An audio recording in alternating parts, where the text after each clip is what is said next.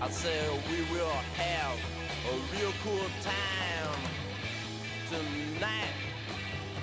I said we will have a real cool time tonight. Hello, I'm Cone from Some 41. This is my show, Cone's Cave, right here on Adobe Radio. This is Season 4, Episode 6. And I have to say, I'm Canadian. Some 41's Canadian. We are a Canadian band. And I haven't had too many Canadians on my show since I've been doing this Adobe show. So, I thought this week I would have a Canadian on the show. But not any Canadian, a legend. A hardcore legend. A guy that's been doing it for a very long time. I have Joey Keithley, aka Joey Shithead, from the legendary hardcore band DOA on the show. DOA just played this past weekend, actually, the Friday, the first of 3 NoFX final shows. When you talk about Canadian punk rock and the history of Canadian punk rock, DOA is about as legendary as it comes. Now, you'll hear in this conversation they weren't exactly the first Canadian punk band ever, but they were very, very early in Canadian punk rock and heavily influential to a lot of bands that came after. And they didn't just stay in Canada. They went to the US. They played with Minor Threat and Bad Brains and Black Flag and Dead Kennedys and the whole thing. They were in the US scene as well, but they were Canadian from Vancouver. And another interesting thing is, have you ever wondered, because I have you ever wondered where the term hardcore came from? Well, if you have, that will be solved for you this hour, because we dig into it, and Joey fills me in on the term hardcore, and it might surprise you, actually. Joe's been in music a long time, like I said, but he's also been in politics, so we touch on that. We had to touch on that. I had a really good talk with Joey Shithead of DOA, and I'm going to get right to it after this.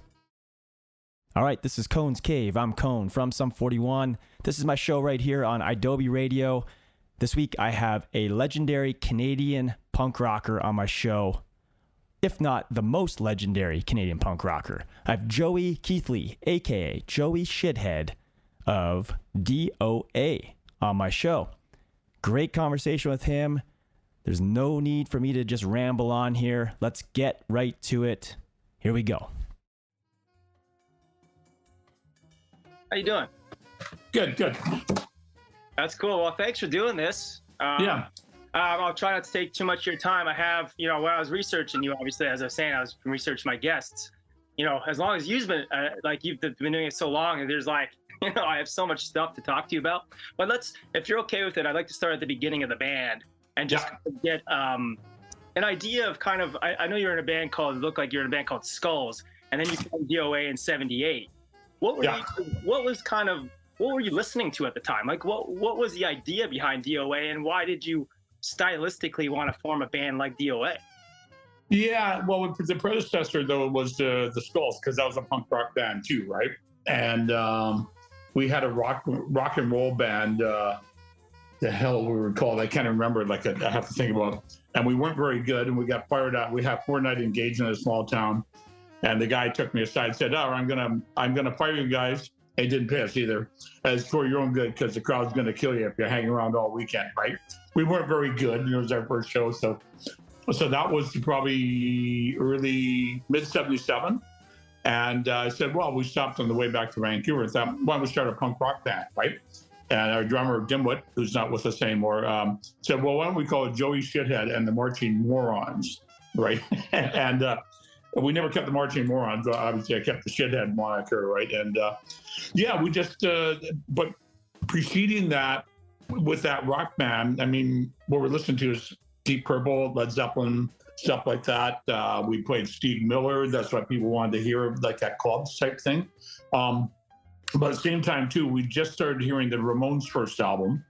And we'd seen The Damned on TV from England. And, of course, heard about the Pistols and the Clash and stuff like that.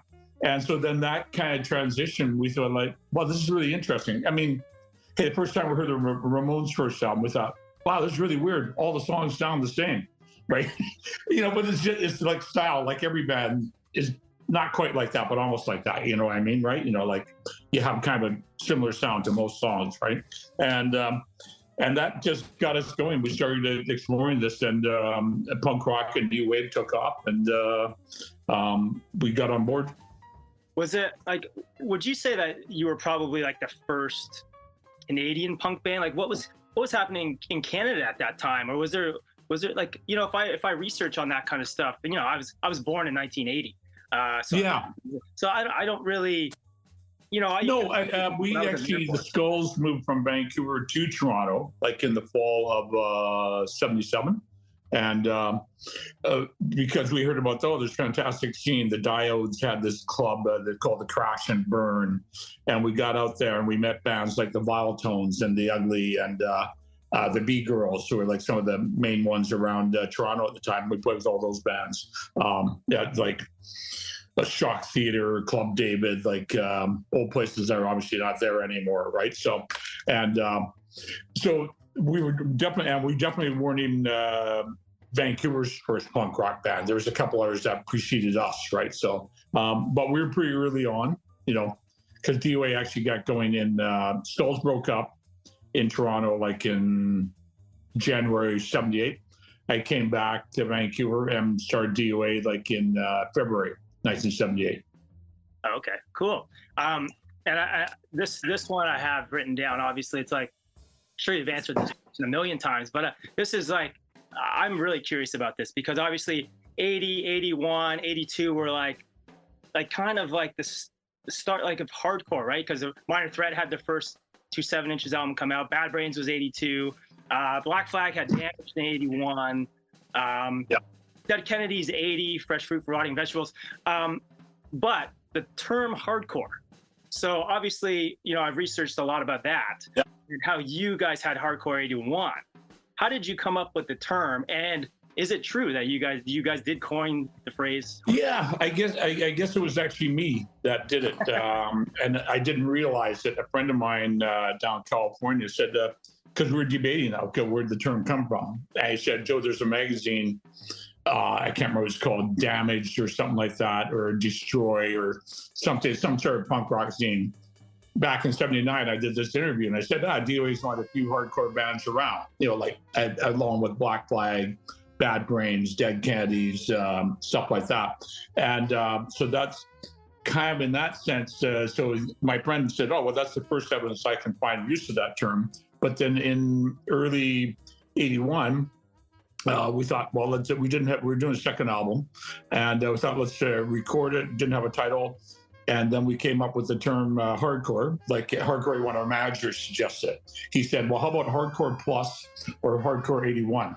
And we went, nah, Hardcore Plus stinks, right? So and so we organized a festival in Vancouver. It's, I guess, the first hardcore festival. And we got our pals Black Flag to come up, and not the Incomplete Band, but most of 7 Seconds, who were also like good friends of ours, right? Because we were down in California all the time, right? Playing with those guys, right? And and we did like a 50-show tour around North America in 81. I think what that did, that put that term, even though other people were talking about, like you say, like Ian from Minor Threat, who's a great guy, great band, and but it put that term into the common vernacular, and people went like, okay, this is, and to us it was differentiating between, okay, before we had the scenes from London, England, and New York, and it was very stylistically different and the way people looked, but with hardcore, it's just like, you could get up there. You didn't have to have studs on your jacket and a giant mohawk, which are all totally cool. I get that. I like it. But it was just like a little bit more straightforward and faster than the original punk rock. So people that you knew, like all those bands, were calling it hardcore at the time, or not really? Did people start calling it hardcore after the album got released? Or? Yeah, basically. I mean, people might have been talking about it a bit, like end of 80. There's some magazine stuff. I remember like one of the mags came up with, oh yeah, there's this new scene. It's called hardcore, right? And named us and some of their bands I just described. And so then we kind of put the cap on it by coming out with the album, doing the tour, and everyone, oh yeah, this is what this is. We're hardcore punk. I'm really interested in this because obviously starting in the late 70s and seeing the underground, how underground punk and hardcore was for a long time. And then all of a sudden 94 hits. And, then there's Green Day and Offspring and all these other things that are becoming commercial successes. They're on MTV, they're on Much Music, they're on the radio. Obviously, and then, we came along after with Blink. And what's your feeling? What was your feeling, especially in 94, when kind of there was like this commercialization of punk all of a sudden? Were you into it, or was it kind of like, I've heard like it was an intrusion, we didn't like it, blah blah blah. What's your kind of stance? I kind of like, to me, the band that really changed it, even though they weren't a total punk band, was Nirvana, right? Because all of a sudden they were like huge, and everybody went, well, they're a punk band, like the Bleach album and different stuff like that, and their general kind of approach, and that put it into the stratosphere where people were aware of it. Where before that, the only bands that were like really popular would be like, the Sex Pistols, Ramones, Clash, as I said before. But when that happened, and Green Day came along, and Rancid got big too, right? Obviously, a great band. And to me, my reaction was like, gee, I wonder what took them so long. Because this is a great form of rebellious music, and that's why I was attracted to it, like back in '77, right? And just like the people behind record companies and the business guys just never were like, oh, this is actually could be really popular with young people, right? And before it was like very underground, even though Black Flag would play a place in LA, 3,000 people would show up, but it wouldn't be that kind of attendance like everywhere. You know what I mean? Yeah. Or we'd play at bills like that with 3,000 or 4,000 or 5,000 people, but would have to take 4 of the best punk rock bands at the time to get that amount. All of a sudden, then you have bands like you just named were filling hockey arenas, right? So, and it just kind of burst open, and it changed. You got a different sound out, like pop punk or whatever type thing, which is like everything's got to change as it goes along. It can't stay exactly the same. So I'm totally cool with it. Yeah, the other thing was that I always think too is like a band like Green Day or Offspring when they came along, Rancid. They also were shouting out bands that they liked. So then all of a sudden you have this like trickle down effect of like, well, now you got to check out Pennywise and DOA and Dead Kennedys and all these bands that no one knew about because they were so underground. Like the mainstream kid didn't know about these bands, but if you have Offspring and Green Day talking about them, Operation Ivy, kids are going to go back and listen to them. And then I think the whole scene probably grew from there. Yeah, I think it was a really good thing that the people that did get really successful had respect and remember where they came from, right? And that's just kind of there was a lot of people like the whole Seattle scene. People say, oh, yeah, with the grunge thing, they did invent that. And a friend of mine said, no, it was DOA because you guys the first band down there. And he came down with these lumberjack shirts. And everybody saw that and went, oh, that's cool. And we only wore the lumberjack shirts because we wanted to identify that, hey, we're Canadian, right? You think of Texas, you think of ZZ Top. You think of London, you think of the Sex Pistols, right? And to me, that's just like people remember where they came from, like the Duck from Guns N' Roses. Like he got his start watching DOA, and then he's a great guy, good pal, right? Yeah, for sure. We talk a little bit about the one a song that I love, and it's with you and Jello. That's Progress.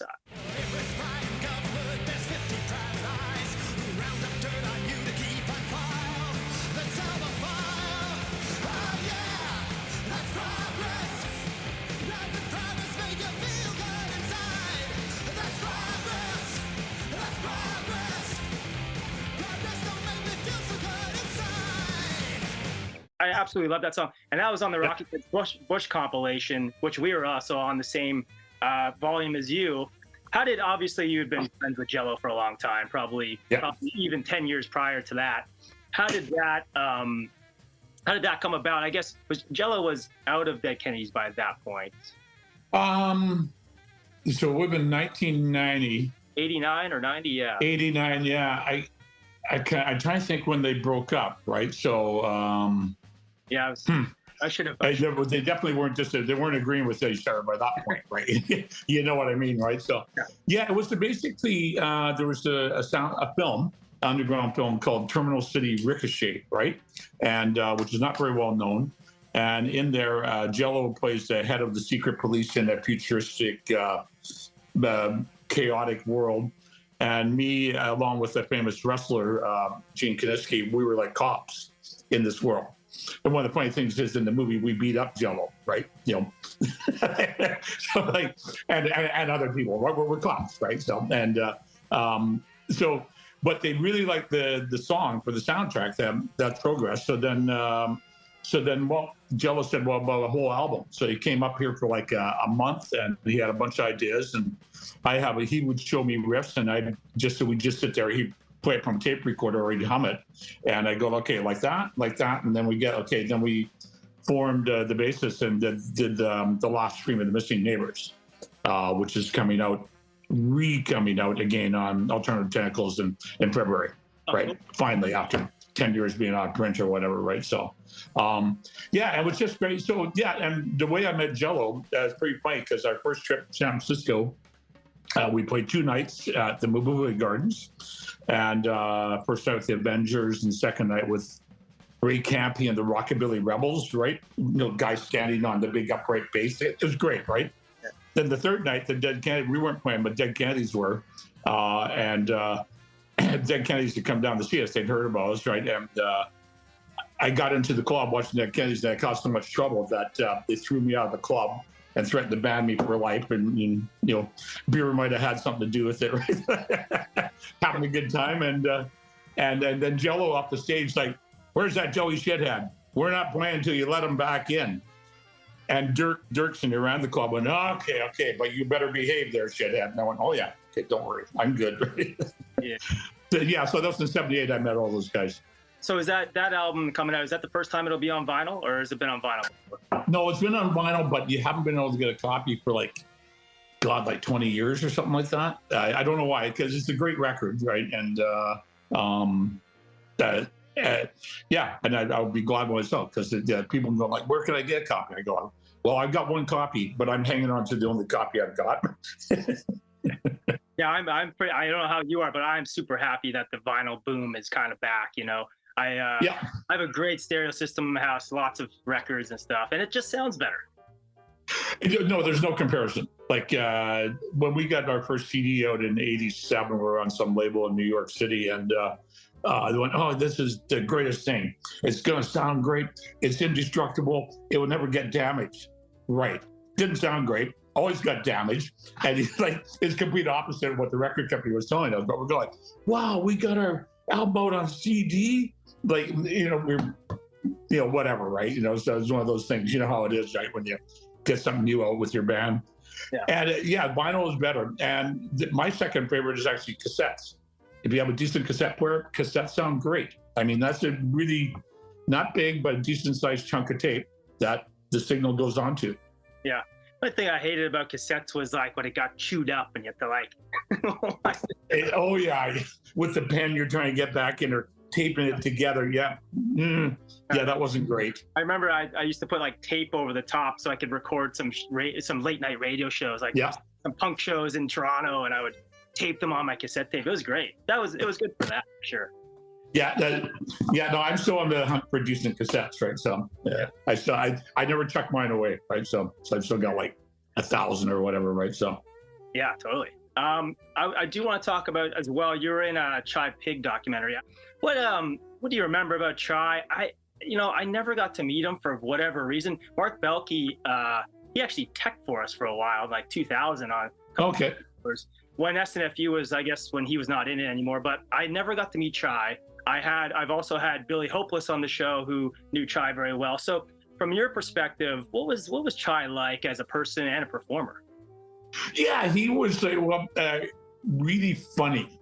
Like he would always have a new unique joke that he would come up with, and I go like, okay, I've never heard that one before, right? Or he was really good. You'd walk into your room, then with me or other people, he'd point out he in a fun way he would ridicule you, right? Like to get a laugh, right? And generous guy. I mean, when I first met him, he was just a kid. We played with him at the Spartans Club in probably about 80, 81. We played with SNFU in Edmonton on the north side. And it was great. I went, these guys are really good. Like, we've been around for a few years by that point, right? And got to know them. And Chai was a collector of old metal toys, like wind-up toys and stuff like that. I don't know whatever happened to the collection, right? But he got, you know, the sad thing is he went downhill, obviously, too much alcohol and stuff like that, right? So it wasn't great. So, but I seen him like just be great on stage, you know, like he goes, he said, Joe, I bet you can't jump off like a bass drum. He stand on a bass drum and jump off. I go, no, because if I go on top of it, I break the bass drum because I weigh 3 times as much as you, skinny fuck, right? And yeah, they're a great guy, and he's really missed, obviously, right? So, hey, it's Joey Shithead from DOA. How you doing? You know what? You're hanging out in Cone's Cave, and that's where you need to be. Yes, this is Cone's Cave. I'm Cone from the band Sum 41. This is my show on iDoby Radio. You are listening to the conversation I had with hardcore punk legend Joey Shithead of DOA from Vancouver, Canadian. One of the only Canadians I've had on my show so far, and I'm not sure why. Maybe there'll be more Canadians coming up in the future. I think so. I'm going to get back into the conversation with Joey. We're going to talk about a whole bunch of other stuff, including some politics, because he's been in politics for a long time now. Here we go. You know, I know Toronto has a little bit of a drug problem, but I also know Vancouver. I don't know what it's like as much now. Like, you know, there's also Hastings, and I know that you had a song that came out called Fentanyl Blues, would probably touch on that kind of stuff.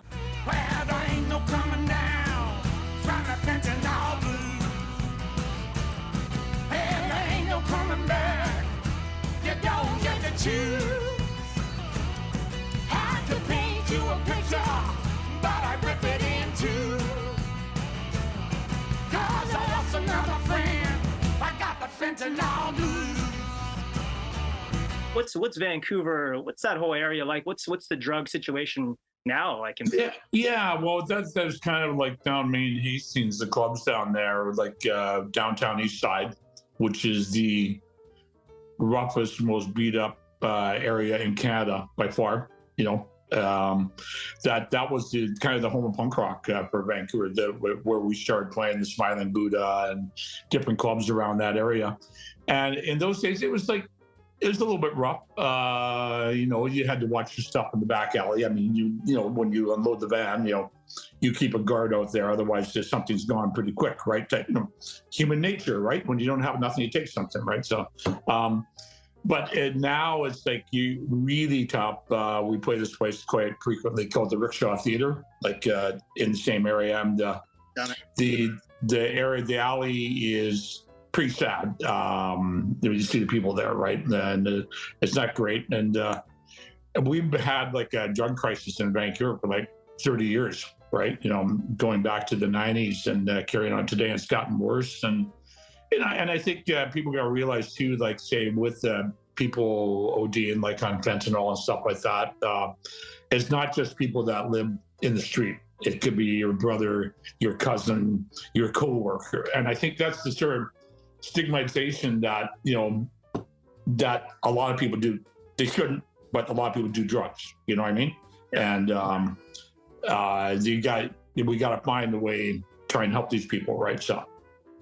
Yeah, I think you're right too, because you know even in Toronto, or even a friend of mine who was a police officer died from an overdose on cocaine. Wow. He's a police officer. Okay, right. It's everyone, right? It's like you just hear it all the time. It's a scary situation, but the thing is, like you say, people are gonna still do it, and people are doing it. So I don't even know how you correct this now, but I guess it's a government issue. I don't know. Yeah, I mean, it's a pretty tough one. When I first got elected as a councillor out here in Burnaby, the mayor said, Joe, why don't you look into this, see what we can do to help? And I met with a a bunch of staff from Fraser Health and Vancouver Health. And then one of the guys who was one of the experts that had helped in Vancouver on this, he said, Joe, these people would actually be a lot better off if it was actually heroin and you didn't have all the stuff mixed in. Then we could react and help them. We have stuff like Insight, which is like, people can go there and fix if they need to type thing, right? And there's a supervision so you can revive them if they don't make it type thing, right? So, or they're not going to make it. I think it's a complicated, I don't know what the answer is. I guess do you think it's a legalization thing? Like I've heard people say, well, they should just legalize cocaine. I was like, that seems like a crazy thing to me. Yeah, I think the thing is to, and they did this in Portugal because they had like a super bad drug problem and related crime problem like that 15, 20 years ago type thing, that you can legalize it. But I think it's more the safe supply type thing that makes more sense rather than, I don't think you want to legalize drugs. It's not a great thing. And, as we know, it doesn't help you. And just like neither does excessive drinking either, like of alcohol, right? So, none of them are that good for you, right? So, so a safe supply, and also the other thing too, like not to dwell on this too long, but it's an important issue that if you actually gave people that are living on the street all the help they needed, we found that they, rather than them being ad hoc and coming in when they need, or they're distressed, or you're sending cops and firefighters out when somebody's OD'd and that kind of thing. If you help people and got them into kind of a program, it actually costs about half of what it does rather than this ad hoc services. And I'm sure it's the same cost in Toronto as out here. It's $60,000 a person out here. But if you had a thoughtful plan where, you went into like a recovery type phase that the government was set up, it'd be close to $35,000 a person per year, right? And you had a lot less people dying. And the thing is, you would give the people a new chance at life, which I think is a big thing. Would you ever run for prime minister? How did you get into, like, obviously you were into politics? Yeah. But how did you? Well, put it this way, I'm not going to, but if I was the prime minister, I'd be the best goddamn prime minister we ever had, right? Because I'd actually listen to people, because I kind of don't really care about politics. I just kind of want to do what I think is right for the people, Yeah. I'm a member of the Green Party, and that's how I got in. I work closely with them and stuff like that, because the other parties weren't interested in me. So like, well, this guy's a crazy punk rocker named Shithead. We don't want him. And so, yeah, I got into it. Man, I ran, my first campaign was back in 1996. And I finally got elected on my 6th try in 2018. So let's say I was a little bit persistent. And I learned a lot along the way about campaigning and organizing a campaign and stuff like that. And honestly, to get elected, I got elected in my hometown. What really helped was actually the band. Like the people would come, they would go, oh, that's that guy from the band. Oh, he's from that punk rock band. And it didn't mean they were fans or something like that. Although sometimes I go to a door and somebody go, hold on a second, and he was signing an album for them, right? Which is cool. And I go, well, you're going to take a lawn sign, are you? Oh yeah, absolutely, right? So, anyways, but people realized that the band stood for helping good causes, and we done over 300 benefits for good causes, good and just causes over the years. And people were like, oh, this guy's actually serious. And so rather than they weren't punk rock fans, they were like, oh, Joe's serious about like trying to do something good. So I think that helped a lot when I got elected in 2018. It's interesting because you're a Green Party, but I had read that your father was right wing. Yeah, it might be was it? Slightly right of Mussolini, right? I don't know. Well, not quite that bad. Yeah, no, my father is very strict. His idea, ex-military guy during the Second World War, and his idea of good music was British marching band music. And when I was a kid, I wanted to become a drummer. I was 12 years old, and I said I want to become a drummer. My dad says, "A drummer, you'll become a hophead like Gene Krupa." I went, "What's a hophead?" And He would say, well, I would put it this way. So he was really right wing, and he got me as a punk rocker. My brother's a union organizer, and my sister's an artist. So we went completely the opposite. Because you can never tell kids what to do. To me, the only thing you can do with kids is teach them the difference between right and wrong. Right. Yeah, for sure. Well, do you feel like talking about, because it's going to come up, before we all know it, but the dangers of re-electing Donald Trump in the U.S.? Like, I'm sure you have some opinions on that. Yeah. Well, I really hope he gets nailed by the charges. He's just barred from running for president. And not that the other Republicans are sending forth like a bunch of qualified great candidates, right? But he's such a megalomaniac, and everything has to be his way, as like lack of insightfulness and thoughtfulness for the American people. And he got elected on a right-wing populist thing where saying to people in the Midwest that, you used to have this, now you don't have it anymore. Elect me, you'll get it again. Which it didn't get any of the stuff he was promising, right? But yeah, he used to work a great job in the steel factory in Pittsburgh and get paid this. That didn't happen again, right? Jobs have moved. The world's like become a global place for like the economy, right? Which has minuses and pluses, obviously, right?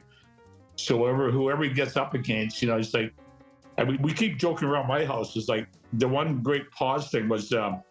Ronald Reagan always used to, when he couldn't remember stuff, which about halfway through his presidency, he couldn't, he'd go, well, and that's a perfect pause thing. When you don't have the answer, you're like, well, and you're thinking to yourself, I don't remember a goddamn thing about that. And, if Trump gets put up on his charges and say he can't run or he can't, the alternative is not good either.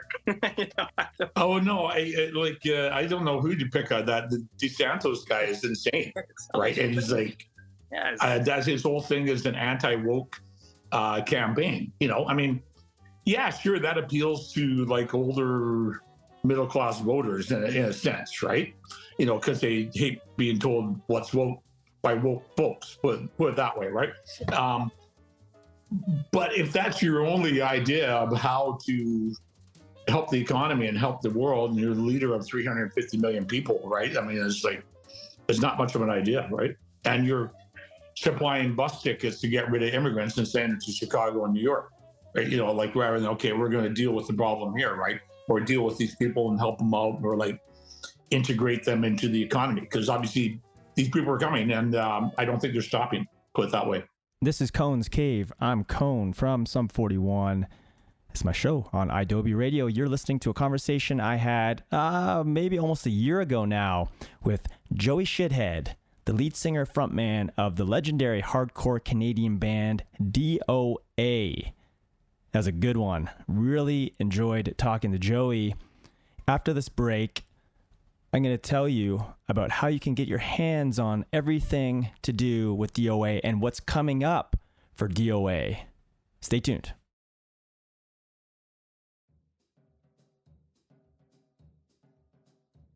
All right, this is Cone's Cave. I'm Cone from Sum 41. Thanks for tuning in to my show right here on iDoby Radio. I have Joey Keithley, aka Joey Shithead of DOA, on my show this week. Joey's going to tell you right now where to go to find everything DOA and what's coming up for DOA in the very near future. And then maybe we should play a DOA song. And if people are looking for DOA stuff, tell them to go to suddendeath.com. Okay. And DOA will be touring a lot next year because there's a did I tell you about the documentary? No, but yeah, let's talk about that. Yeah, okay. So next year there's a documentary coming out by Scott Crawford, directed. He did Salad Days, movie about the DC scene. He did another one called Boy Howdy about Cream Magazine and Lester Bangs. And producer is Paul Rackman, who did a bunch of films, but also American Hardcore, which DOA's in, right? We're the only non-American band in America. Anyways, it's obvious, right? So they're doing a doc called Something Never Changed. Should be out by April, May. Streaming type thing is their goal. And it's half about DOA and it's half about me getting into politics. And we got some real notables in there. We got Oh, we got Keith Morris, we got Beto O'Rourke, we got Duck McKeegan, Ian Mackay, all sorts of people talking about what their experience was seeing DOA, or just talking about politics and stuff like that, right? So, I think something better changed. Okay, cool. I'll definitely mention that. And then nothing new from DOA, like record-wise, but you have the reissue of the Jello album. Reissued Jello album. We reissued Warren 45. Okay. Which came out in 82. And so on that one, the Dimwit, the older brother, the Montgomery brothers, played 8 tracks. So on the other side, we added 7 demo tracks of the same songs that Chuck Biscuits played on. Okay. So it's like the battle of the two brothers type thing, right? It's pretty cool. And we start recording in February a new DOA studio album. Okay. Gotcha. Yeah, so that will be out probably September 2024, and we'll be touring with that and the documentary and all that kind of thing. Okay, perfect. And then you said suddendeath.com or Sudden Death Records? Suddendeath.com. Yeah. Okay, perfect. I'll direct people there, and I hope when you come through Toronto, I'll be around, and I'll come. Yeah, I hope so too, right? That'd be great to catch up in person, right? So talk and all that, right? So thank you so much for having me on. I appreciate you coming on and taking the time. Okay, great. Excellent. Talk to you soon. Okay, thank you. Take care. Bye. Bye.